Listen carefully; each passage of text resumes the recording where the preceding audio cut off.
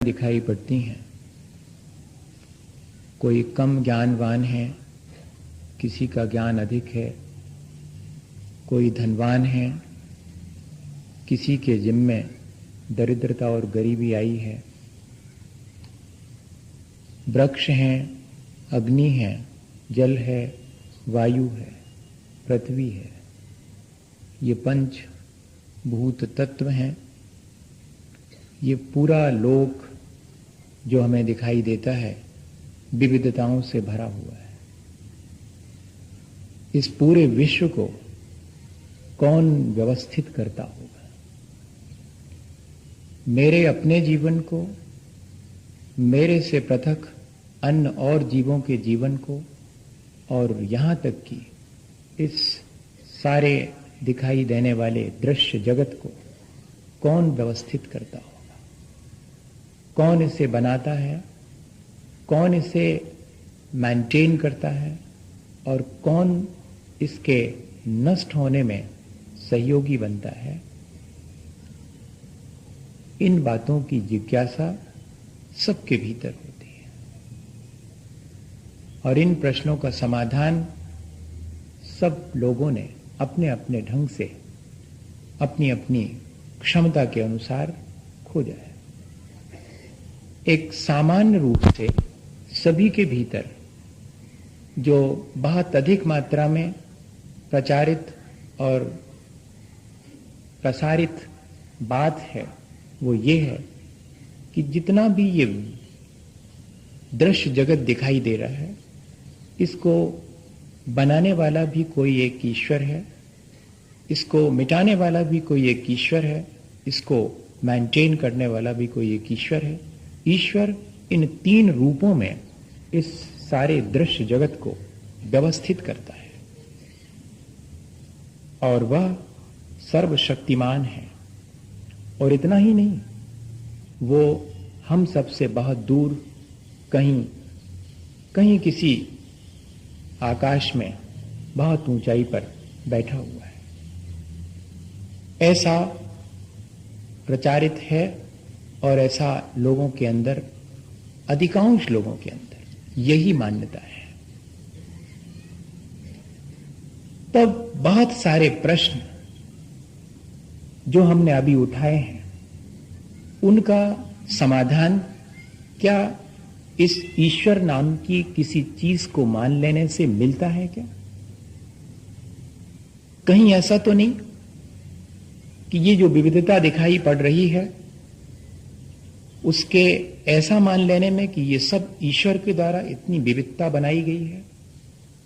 ईश्वर चाहे तो इसको मैनेज करे, मेंटेन करे, और जिस दिन चाहे वो इसको नष्ट कर दे। तब फिर प्रश्न उठेगा कि उस ईश्वर नाम की वस्तु या व्यक्ति को किसने बनाया? जो इस पूरे संसार को व्यवस्था देता है, उस व्यवस्था देने वाले को किसने बनाया? तब उसका समाधान ढूंढने के लिए यह कहा गया कि वह हमेशा से है। ठीक है, वह हमेशा से है, ओमनीसाइंट है, ओमनीपोटेंट है, ओमनीप्रेजेंट है, हर जगह उपस्थित है, सर्वशक्तिमान है और सब कुछ जानता है। बहुत अच्छी चीज। इस तरह के ईश्वर की व्यवस्थाएं बहुत दुरुस्त होंगी, बहुत सही होंगी। ऐसे सर्वशक्तिमान ईश्वर को मानने में कोई हर्जा भी नहीं है, पर मुश्किल खड़ी हो जाती ऐसे सर्वशक्तिमान किसी ईश्वर या कि व्यक्ति या कि किसी वस्तु को मान लेने। सबसे बड़ी समस्या ये खड़ी होती है कि यदि ऐसा ईश्वर हर जगह उपस्थित है और सब कुछ जानता है, तब फिर उसके भीतर कोई दया और करुणा नाम की चीज है या नहीं है? वो किसी को दुख देता क्यों है? अगर वो ही इस सारी व्यवस्था को बनाता है तो किसी को दुख क्यों देता है? अगर हम ये माने कि वह दुख तो हम अपने किए गए कार्य की वजह से पाते हैं, तब फिर उस सर्वशक्तिमान ईश्वर की सर्व शक्ति पर विश्वास होता नहीं। अगर मुझे मेरे किए का फल भोगना ही पड़ेगा तो फिर सर्वशक्तिमान ईश्वर ने क्या किया? ईश्वर को मैं तब सर्वशक्तिमान मानूं जबकि वो अग्नि में हाथ डालने पर अग्नि का स्वभाव है कि वो जलाएगी और बर्फ के टुकड़े को छूने पर वह मुझे शीतलता का स्पर्श देगी। ये अत्यंत स्वाभाविक बात है। अगर ईश्वर सर्वशक्तिमान है तो अग्नि में हाथ डालने पर वो मुझे शीतलता का एहसास करावे, अपने भक्तों के लिए भी तो कम से कम कराए। और फिर तो कूलर, हीटर, फ्रिज इन सब की जरूरत नहीं रहेगी। फिर तो बस जरा सा ईश्वर से प्रार्थना करी और अग्नि में हाथ डाला और ऐसा लगेगा जैसे बर्फ में डाला हो, और बर्फ की सिल्ली पर हाथ रखा और ऐसा लगा जैसे कि बिल्कुल आग में डाला हो। लेकिन ऐसा देखने में तो नहीं आता। देखने में तो यही आता है कि अत्यंत स्वाभाविक और स्वसंचालित है ये सारी व्यवस्था। इसके लिए किसी वस्तु या व्यक्ति की कोई आवश्यकता नहीं है। अंत में सारे जगत की व्यवस्था के बारे में विचार करते करते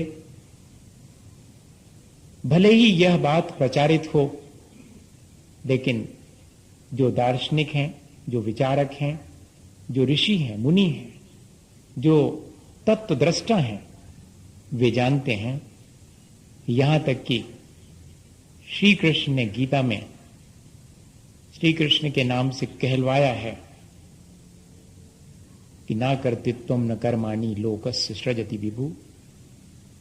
अर्जुन, इस सृष्टि को मैंने नहीं बनाया, ना कोई इसे बनाता है, ना यह सृष्टि किसी का कर्म है, ना कोई इसका करता है, ना यह सृष्टि किसी का कर्म है। स्वभावस्तु प्रवर्तते, यह तो स्वभाव से ही अपने आप व्यवस्थित है। Rules are regulated on self. किसी भी नियम को व्यवस्थित करने के लिए किसी भी अन्य व्यक्ति की आवश्यकता नहीं है। रूल्स को, नियमों को बनाने वाला भी कोई नहीं है। नियम शाश्वत हैं, नियम सीधे हैं और स्पष्ट हैं कि अग्नि का स्वभाव गर्म है। हाथ डालने पर वह बालक हो, चाहे वृद्ध हो, चाहे नौजवान हो, ज्ञानवान हो, गरीब हो, अमीर हो, सबको समान रूप से जलाएगी। ये सार्वभौमिक सार्वकालिक नियम है। हमारे घर में जलाए और दुकान में न जलाए, या कि भारत में जलाए और अमेरिका में न जलाए, ऐसा संभव नहीं है। इसमें किसी भी ईश्वर की आवश्यकता नहीं है। इतना स्वाभाविक और स्वसंचालित, अब फिर भी प्रश्न ज्यों का त्यों बना रहा। जब ये सारा दृश्य जगत, मेरा अपना जीवन और जो दिखाई पड़ रहे हैं जीव, उन सब का जीवन अगर स्वसंचालित और स्वाभाविक है, तब फिर यह बात आई कहां से? ईश्वर का फिर हमारे जीवन में क्या महत्व है? क्या हम उसको खारिज कर दें ठीक एक विचारक की अपेक्षा से, नीत्शे की तरह, कि ईश्वर समाप्त हो गया है, अब ईश्वर नहीं रहा? क्या हम भी ऐसा मान लें कि ईश्वर की कोई एग्जिस्टेंस नहीं है, परमात्मा नाम की कोई चीज नहीं है, परम ब्रह्म कुछ भी नहीं है? नहीं, ये सब है। अब हमें ये विचार करना पड़ेगा कि इन सब का इस विविधता में जो दिखाई देती है, क्या भागीदारी है? तो देखें अपन, ईश्वर एक प्रकाश की तरह है, ईश्वर एक दर्पण की तरह है। और प्रकाश का काम क्या है? सूरज का काम है कि वो आए और समान रूप से रोशनी बिखेरे। आपने जितने दरवाजे खोले हैं उतना भीतर आएगा, आपने दरवाजे बंद रखे हैं वो भीतर नहीं आएगा। आप चाहें तो वस्तुओं को उसके प्रकाश में देख करके समझ सकें तो समझें, वो आपकी कोई मदद नहीं करेगा। वो प्रकाश कर सकता है, लेकिन ये मोटर खड़ी हुई है, ये पेड़ है, ये फलानी चीज है, ये ईश्वर नहीं बताएगा। वो प्रकाश की तरह हमें सारी चीजें प्रकाशित कर देगा। अब हमारा फर्ज है कि हम इस विविधता को जानें। इस विविधता में उसका इतना ही हाथ है कि वो इस विविधता का दर्शन करा देता है हमें। वो प्रकाश की तरह है, ज्योति की तरह है।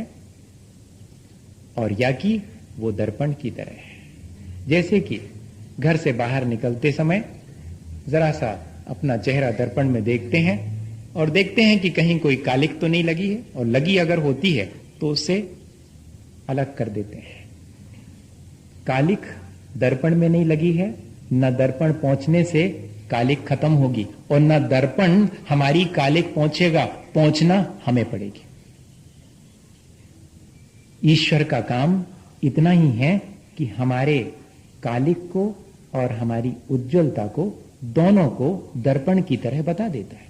और दर्पण के सामने अगर अंगीठी जलती हुई रखी जाए तो वो सिर्फ जलती हुई अंगीठी को दिखाएगा, लेकिन उससे प्रभावित नहीं होगा, वो जलेगा नहीं। बर्फ का टुकड़ा, सिल्ली पूरी दर्पण के सामने रख दी जाए तो बर्फ की सिल्ली से दर्पण को ठंडी और गर्मी का कोई एहसास नहीं होगा, वो तो सिर्फ दिखा देगा कि ये है, आप ये है। ऐसा ही है ईश्वर, वो सिर्फ दर्पण के समान है, उस पर कालिक नहीं है, उसमें कालिक दिखती अवश्य है। कालिक हमें अपने आचरण और साधना से स्वयं हटानी पड़ेगी, ईश्वर हटाएगा नहीं। ईश्वर से यदि हम अपने चेहरे पर लगी हुई कालिक को हटाने की बात करते हैं तो ये तो ईश्वर के साथ अन्याय है।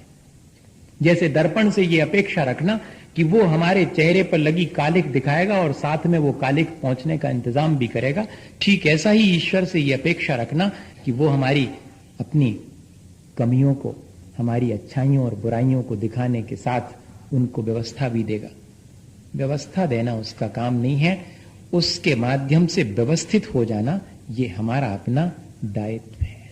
ईश्वर का रोल हमारे जीवन में इतना ही है, एक दर्पण की तरह। और वो दर्पण भी ऐसा है जो कि चीजों को अपने में दिखा तो देता है लेकिन उनसे प्रभावित नहीं होता। ठीक ऐसा ही हमें ऐसा ईश्वर स्वीकार है और ऐसा ही उसका सहयोग हमें स्वीकार है। तब ईश्वर का महत्व भी है। और ईश्वर को पाने का मतलब क्या है? परमात्मा को पाने, परमात्मा के दर्शन करने, परमात्मा में लीन हो जाने, इन सबके मायने क्या है? फिर ऐसे शब्द बहुत से सुनने में आते हैं, परमात्मा में लीन हो जाना, परमात्मा को प्राप्त कर लेना, परमात्मा का साक्षात्कार कर लेना, ब्रह्म का साक्षात्कार कर लेना।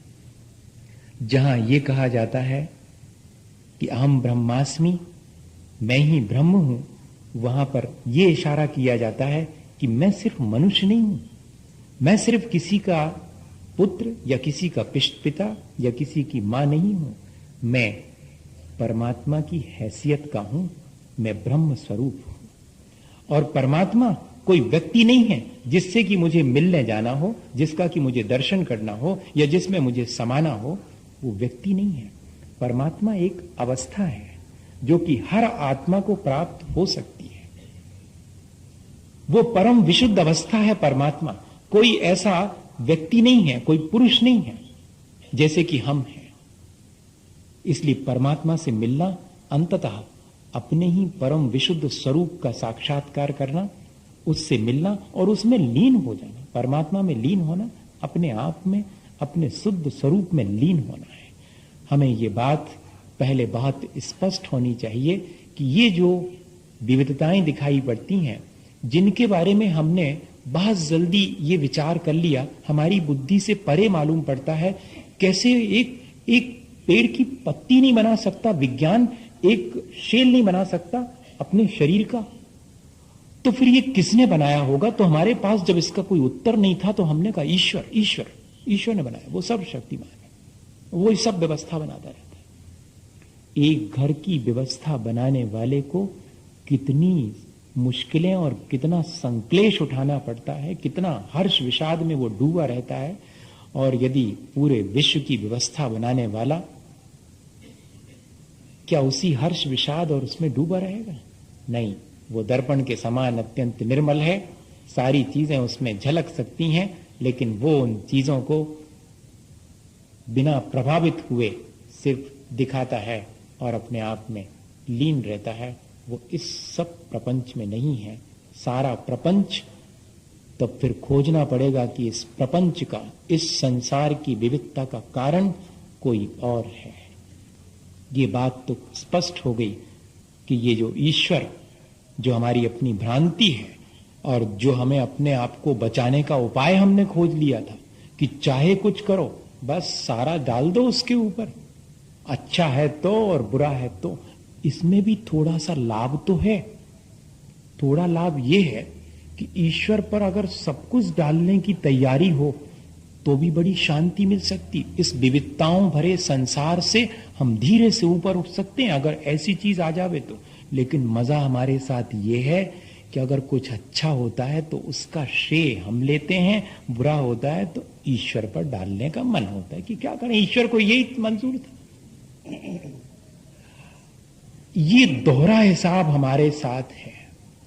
या तो हम एक जैसा ही कि जा विधि राखे राम ता विधि रहिए, फिर सुख और दुख दोनों में समता रखनी पड़ेगी। इस विविधताओं के बीच में भी एक रूपता कायम करके रखनी पड़ेगी। ईश्वर की उपस्थिति का एहसास सिर्फ एक बात की हमें मदद करता है, एक बात में हमें सहायक बनता है, हमारे अपने परिणामों में होने वाले हर्ष विषाद को शांत रखने में। ईश्वर की खोज और ईश्वर के सहयोग, दोनों बातों को दो छोटे से उदाहरण से समझ लें। रविन्द्रनाथ टैगोर ने लिखा कि उन्हें ईश्वर की खोज थी। गीतांजलि में उन्होंने ईश्वर के गीत गाए और उनके पड़ोसी ने उनसे पूछा था कि कभी ईश्वर का साक्षात्कार हुआ? तो बहुत मुश्किल में पड़े थे। उन्होंने अपने संस्मरण में लिखा है कि फिर मुझे ईश्वर की जितनी दरकार नहीं थी उतनी मुझे लालसा थी उस पड़ोसी से बच के रहने की, क्योंकि उसने सीधा पूछ लिया था कि ईश्वर का साक्षात्कार हुआ कि नहीं। अगर कोई ईश्वर के बारे में बात करे और हमसे कोई सीधा पूछ ले कि आप इतनी बातें कर रहे हैं, देखा है कभी उसको, तो हम बगलें झांकने लगेंगे, हम यहां से वहां हो जाएंगे कि देखा वेखा तो है ही नहीं। पर है वो तो फिर चलें उसकी खोज करें। तो रविन्द्रनाथ ने लिखा कि मैं खोज पे निकला और मुझे पता भी मिल गया उसका कि फलानी बिल्डिंग में रहता हूं। हाँ, मैंने पूरा एड्रेस नक्की बिल्कुल करके मैं गाड़ी से नीचे उतरा और जैसा कहा गया था वैसे ही। और मैं जब ऊपर सीढ़ियां चढ़ रहा था तो मेरे मन में विचार आया कि ईश्वर के पास जाने से पहले जरा विचार कर लेना चाहिए कि अगर वो मिल गया तो उससे बात क्या करेंगे,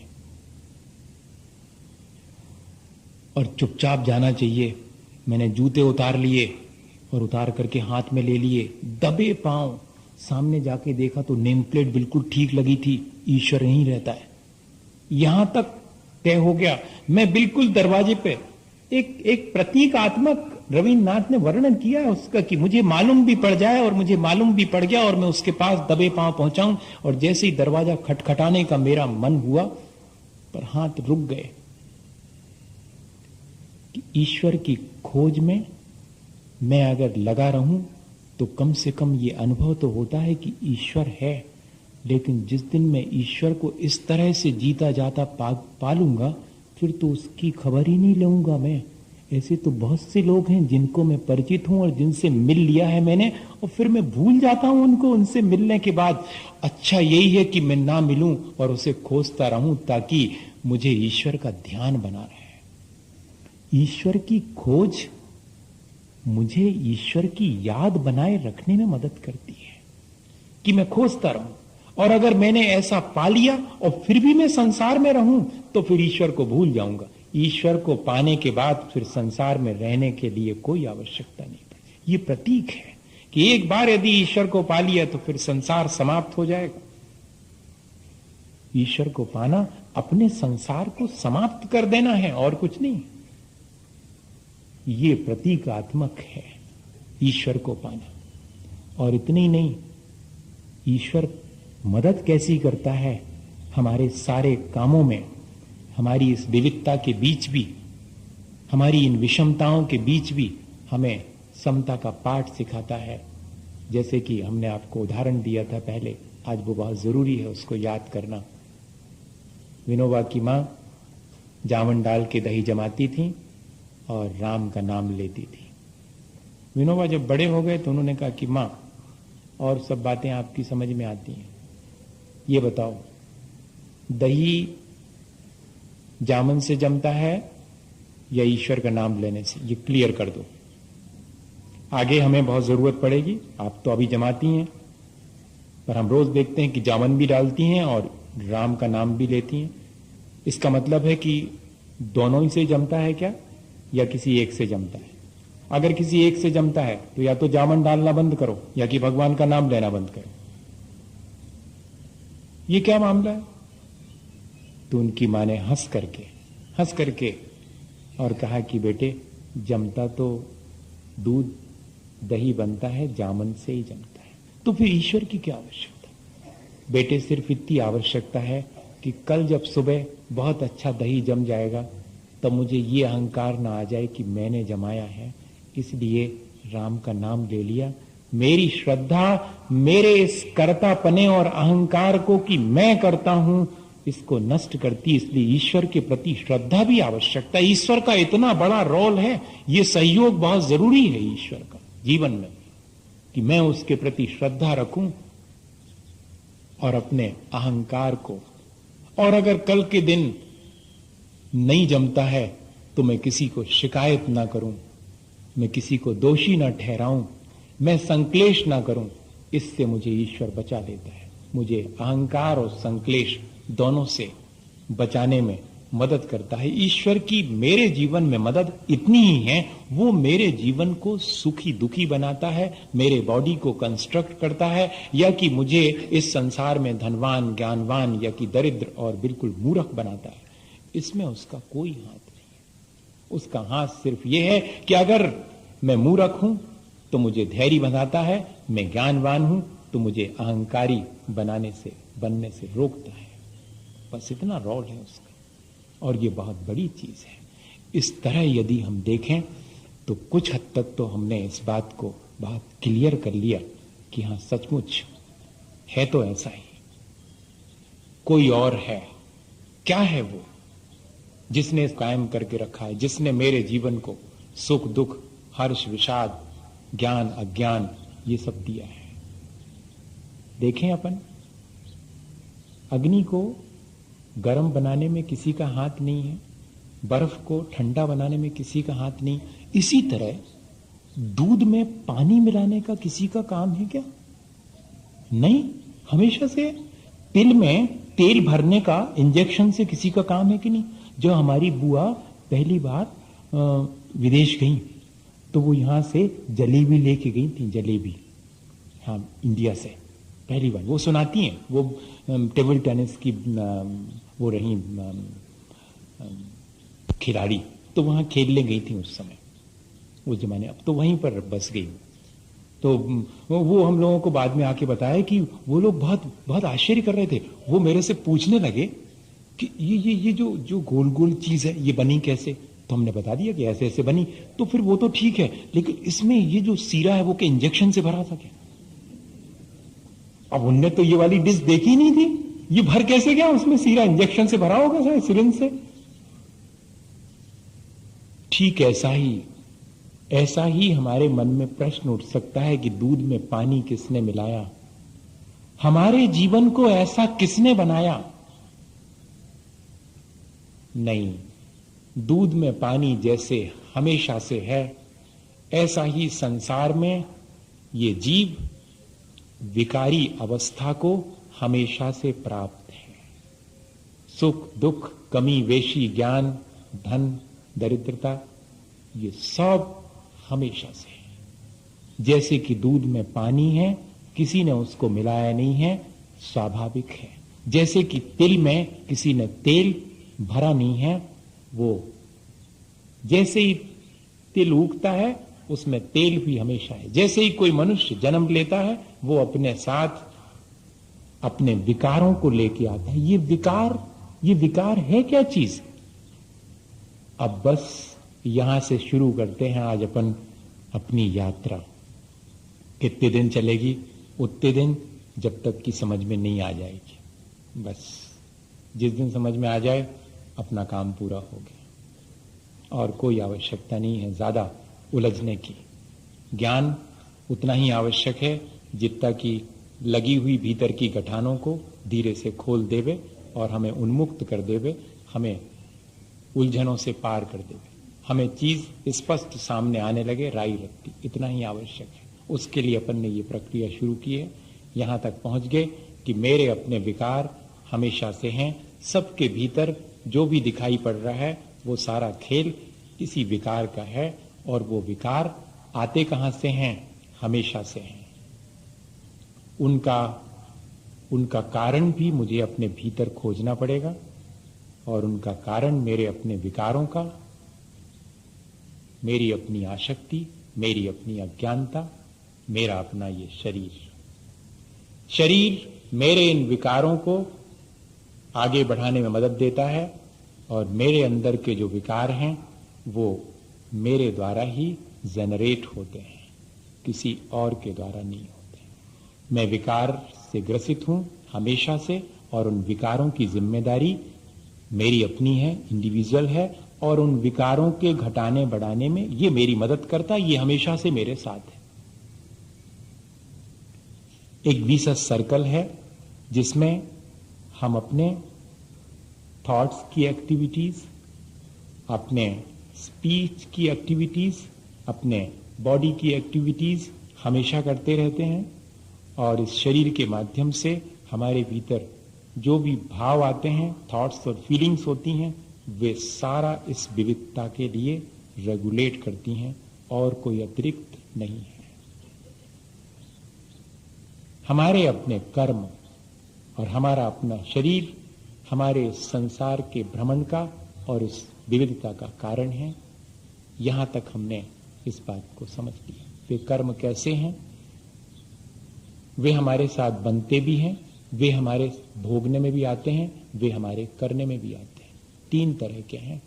कुछ कर्म हैं जो हम करते हैं, कुछ कर्म हैं जिनका हम फल भोगते हैं, कुछ कर्म हैं जो हमारे साथ फिर से आगे की यात्रा में शामिल हो जाते हैं। और इस तरह ये यात्रा एक विशेष सर्कल, इसीलिए संसार को चक्र माना है, जिसमें की निरंतरता बनी रहती है, ठीक एक गृहस्थी की तरह। जैसे किसी गृहस्थी चलाने वाली मां को हमेशा इस बात का ध्यान रखना पड़ता है कि शक्कर कितने दिन की बची, और गेहूं कितने दिन का बचा, और आटा कितने दिन का बचा, इसके पहले कि वो डिब्बे में हाथ डाल के पूरा साफ करे, ऐसा मौका आते ही नहीं है। दूसरी तैयारी हो जाती है। बुंदेलखंड में कहते कि डेढ़ लगी रहती है तब गृहस्थी चलती है। डेढ़ लगी रहती है मतलब कोई भी चीज एकदम खत्म नहीं होती, खत्म होने के कुछ घंटे पहले ही सही, कुछ मिनट पहले वो शामिल हो जाती है, तब चलती है गृहस्थी। ठीक ऐसे ही हमारा संसार चलता है। हम जो भोगते हैं उसके भोगते समय जितनी सावधानी और असावधानी हमारी होती है, ठीक ऐसे ही जैसे कि हमारे चेहरे पर कालिक लगी हुई है, वो हमारी अपनी असावधानी है, दर्पण ने हमें दिखा दिया है। कालिक हमारे चेहरे पर हमारी असावधानी से लगती, हमारी अज्ञानता से लगती है। ठीक ऐसे ही हमारे मन में जो भी कर्म संचित होते हैं या कि जो भी विकारों से हम ग्रसित होते हैं, वो हमारी असावधानी, हमारी आसक्ति, इतना ही है और कुछ भी नहीं है। दो ही चीजें हैं, हमारी अपनी असावधानी जिसको हम अज्ञानता कह लें, हमारी अपनी आसक्ति। इनसे ही मैं अपने जीवन को विकारी बनाता हूं। और इसके लिए मुझे करना क्या चाहिए? मेरे आचरण की निर्मलता, और दूसरी मेरी अपनी साधना, समता की साधना। ये दो चीजें हैं इस संसार की विविधता से बचने के लिए। कुल तो इतना ही मामला है, पर इतने में कुछ लोगों को समझ में आ सकता है, कुछ लोगों को इतने में समझ में नहीं आ सकता। तो आचार्य भगवान तो, श्री गुरु तो सब जीवों का उपकार चाहे हैं, सो फिर इसका विस्तार करते हैं। और वो विस्तार अपन करेंगे। जो विस्तार रुचि वाले शिष्य हैं उनको विस्तार से समझ में आता है, जो संक्षेप रुचि वाले हैं उनको बात इतनी ही है समझने की, और मध्यम बुद्धि वाले हैं उनको तो विस्तार भी कर दो चाहे संक्षेप में कह दो, वो समझ जाएंगे। मैं ये मान के चल रहा हूं कि हम सब विस्तार रुचि वाले हैं, इसलिए अपन इसका विस्तार करते हैं। बात कुल इतनी ही है। अब इसका विस्तार कैसे करें, एक छोटी सी घटना आज अपन समझ लें और फिर विस्तार कल से शुरू करेंगे। आज का समय पूरा हो गया, इतना ही बहुत है कि इतना अपन ने समझ लिया। इसमें कई क्रॉस क्वेश्चन उठेंगे, मन में बहुत सारी बातें आएंगी। ये प्रक्रिया वन साइडेड चलाने का मेरा मन नहीं है। अभी तक चलाई हमने वन साइडेड कि मैं ही मैं आकर के और आपको सब बातें बोलता रहा और आप बिल्कुल चुप पे बैठे सुनते रहे। अब मामला जरा दूसरा है, ताकि कल हम उन चीजों पर भी विचार कर सकें। ये प्रक्रिया इस तरह चलेगी तो शायद बहुत अच्छे से हम उस चीज को यहां नहीं पूछेंगे, लेकिन आप अपने मन में उठने वाली शंकाओं को मेरे से पूछें। मैं उन सब पर विचार करके कल उस चीज को पहले कहूं, फिर बाद में आगे की प्रक्रिया शुरू करूं। कई प्रश्न तो हमारे उसी प्रक्रिया में पूरे हो जाएंगे, हम जो कहेंगे या समझेंगे बैठ करके। ये दोनों तरह से डिस्कशन होना चाहिए, तब बात समझ में आएगी। चक्र कैसा है? चक्र मेरी असावधानी और मेरी अशक्ति का है और कुछ भी नहीं है। ये चीज तो बिल्कुल स्पष्ट हो गई। विविधताओं का कारण सबकी अपनी असावधानी। जो जितना सावधान है वो उस विविधता से पार है, जो जितना असावधान है वो उस विविधता में चमत्कृत हो जाता। देख लो आप, विविधता दिखाई पड़ती, अरे अरे ये सब कैसा है, ये कैसा है। और जिसको पहले से मालूम है, सावधान है, विविधता में भटकना नहीं, चुपचाप निकल जाओ यहां से।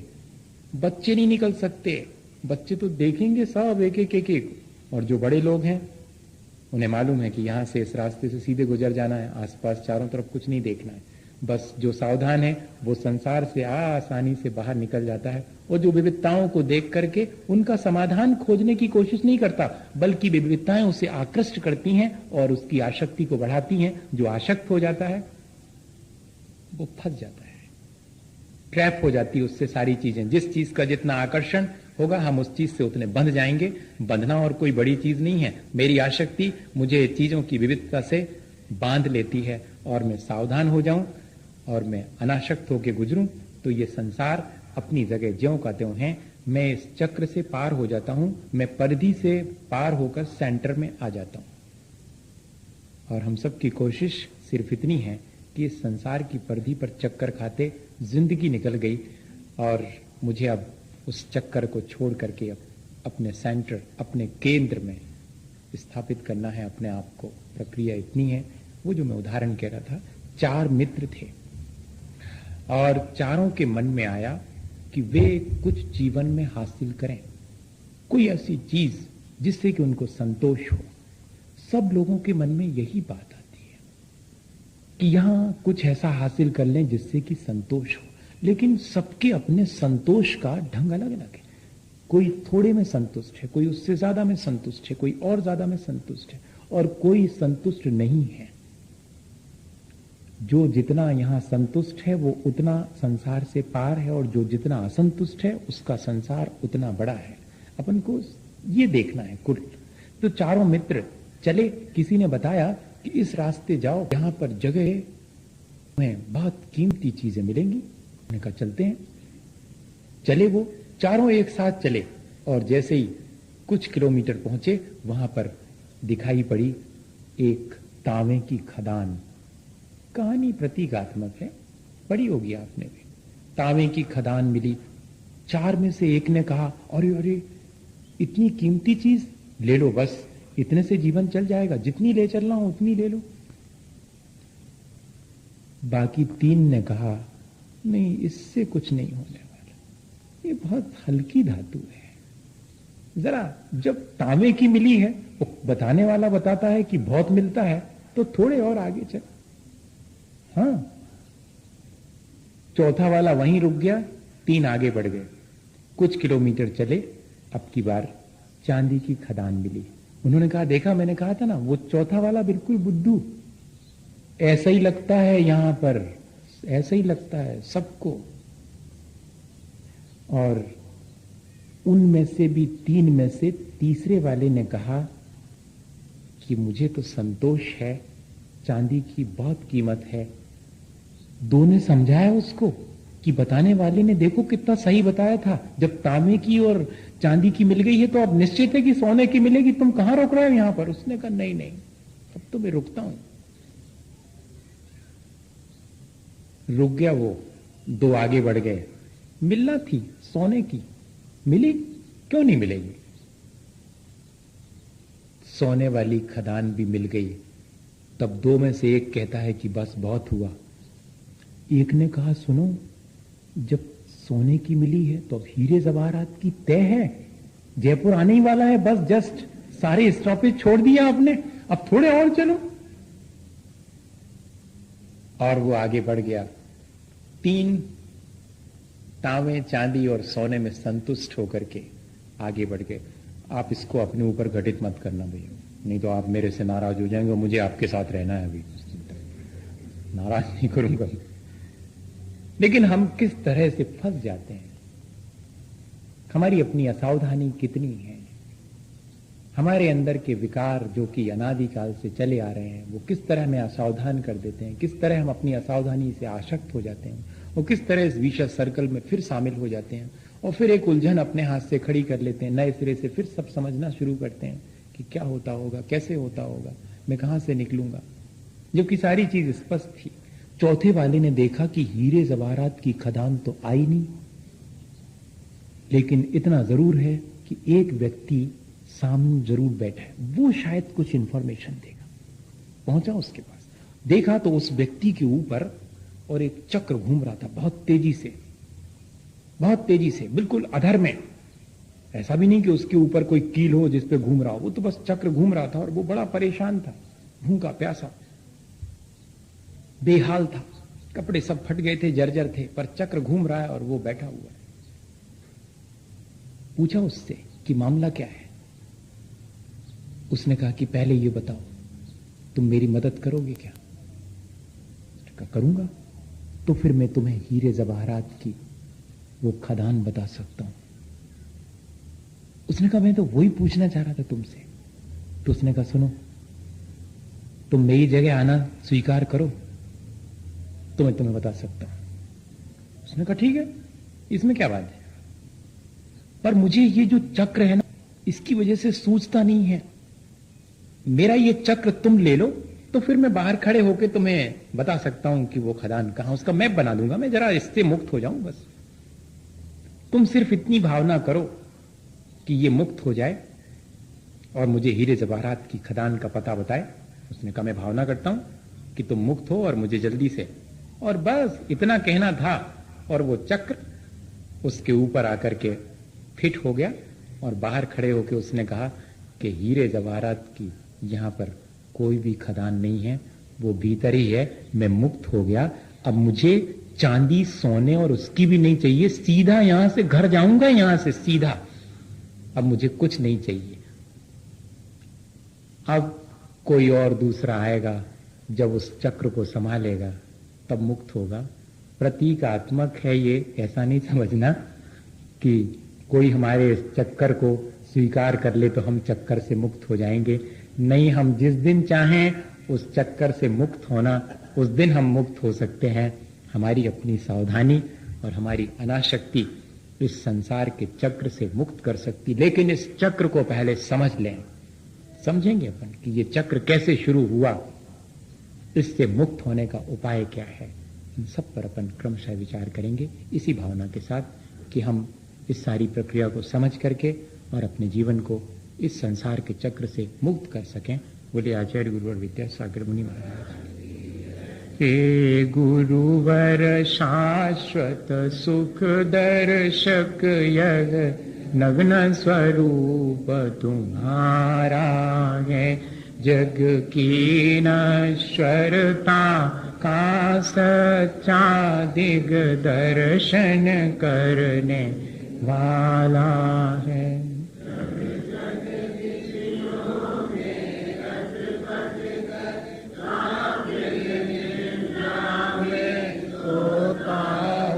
अथवा वह शिव के निष्कंटक पथ में विषकंटक बोता हो।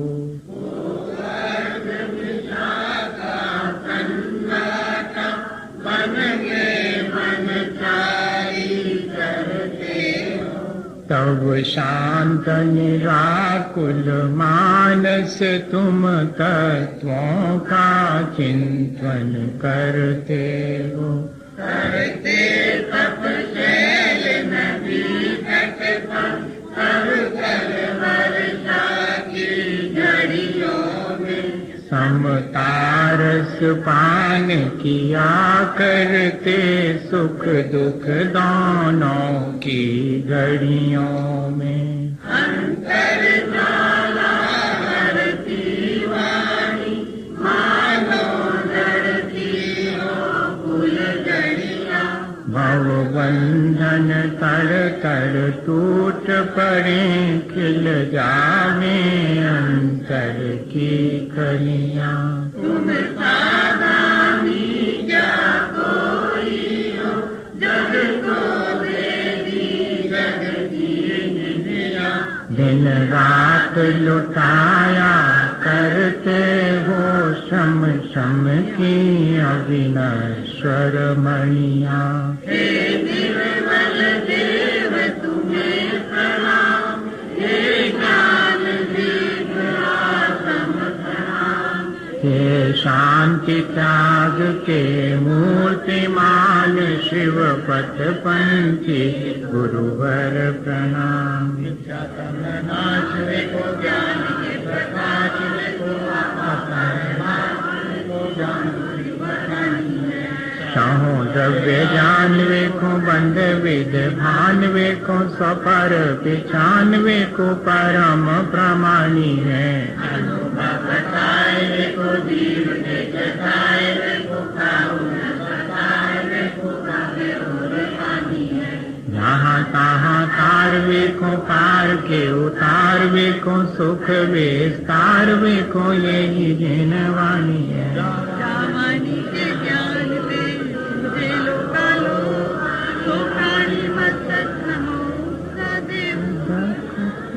चांदुल पुष्प कई चरु सुदीप सुधूप फलाए धवल मंगल गान रवा कुले दिन ग्रहे मुनिराज मनोज।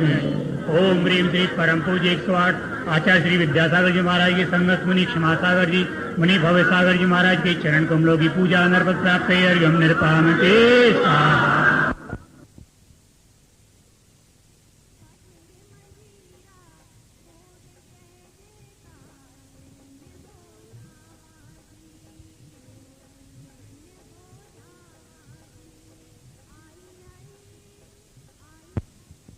का भिखारी